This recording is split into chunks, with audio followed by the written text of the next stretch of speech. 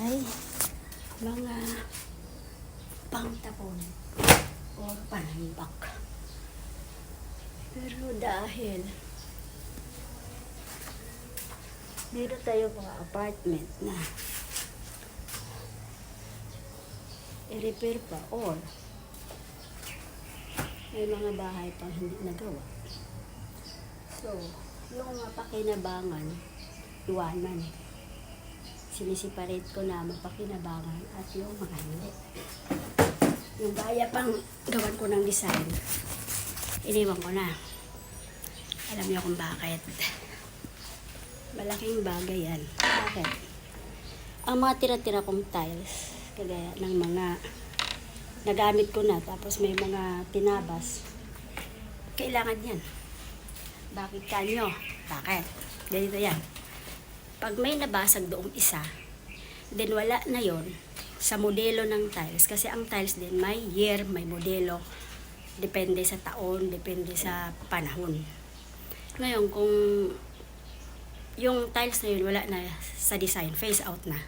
So, wala tayong mapagbilhan. Nangyari na rin yan. Lagi sa akin. So, dahil walang mapagbilhan, mapilitan ka ngayon bumili ng ibang kulay, ibang design, na parang similar lang. Pero mahalata pa rin siya. Ang worst lang doon, pag yon ay nandoon sa bungad, ang nabasag or anumang nangyari. Nasa bungad. So, ibig sabihin, turn off. At hindi mo pwedeng palitan ang tiles ng lahat dahil kapiraso, kunwari, kapiraso lang, tapos nabasag, na pwede namang tiktikin yung isang buo na yon, din palitan. Tapos, palitan mo yung buo. Ay, mahal-mahal nun. Hindi lang, ang tiles mura eh.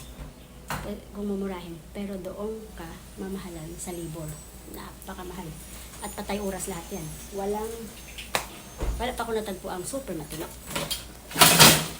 Merong city order, hindi matino naman, pero patay oras. Kaya, yung mga tiles, napaka-importante yan. Mga tinabasan, keep mo lang.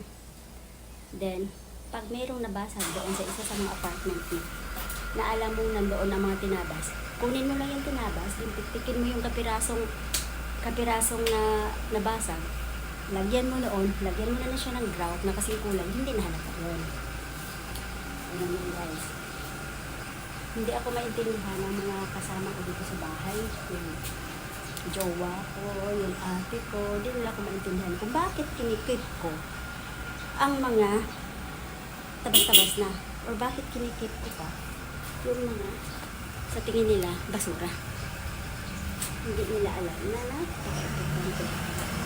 napaka-importante talaga yun. Kasi sa line of business ko is apartment. Bakit mo super pagandahin ang apartment? Maganda, syempre maganda, pagandahin mo.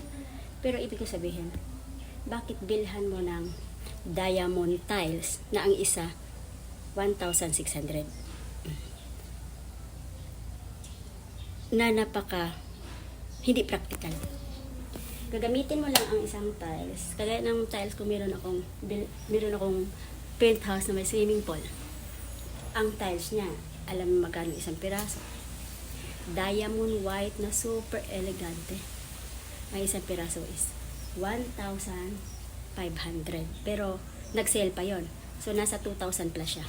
Ang isang piraso, 60 by 60. Ginamitan ko noon. Bakit? Kasi with swimming pool yun. Kaya parang iniiligant ko yung may swimming pool din sa baba. Penthouse with one room. So parang staycation. Pero guys, ako mismo gumawa ng tiles. Ako naglagay, ako naglatag. Kasi pinagawa ko sa tauhan. Hindi tugma, baliktad-baliktad. Hindi pwede dahil ang mahal-mahal nun eh. Kaya ako mismo na. Yan guys, may natutunan kayo sa akin. Then, pag nandito kayo kagaya ng business na ganito, may natutunan kayo. Like, maglagay talaga kayo ng budiga. Ako naman, may budiga ako na naibenta ko yon dahil malayo din. So, pansamantala, dito muna sa house ko. Look at. Oh, kahit maliliit na bagay yan. Pero, importante yan. Bakit ka bibili ng 200 kung meron ka naman?